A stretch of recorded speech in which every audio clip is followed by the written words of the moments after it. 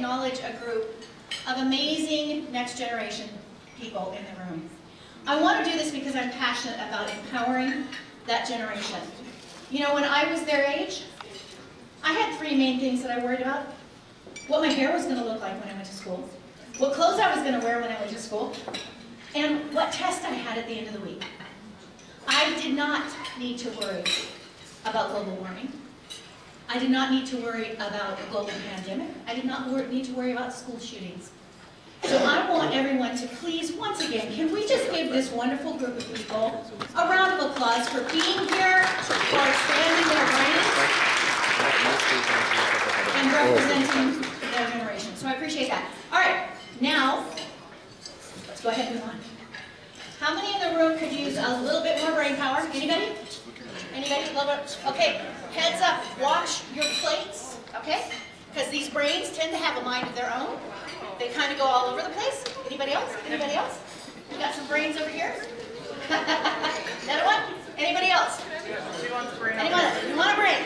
Oh, well, I'm a really bad aim. Let me do this again. Right there. All right, it's a little fun way to start, but the point that I did, or what I did, is I engaged your brain, right? I grabbed your brain's attention. Everybody's wondering, what is this crazy person throwing at me, right? What it does is it gets you focused and it gets your brain alert. Because that is what we're going to be talking about.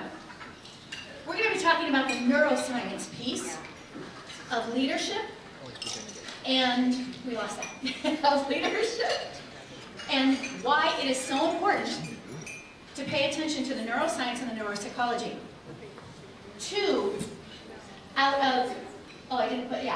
in 5 workers in your country say they quit because of bad bosses.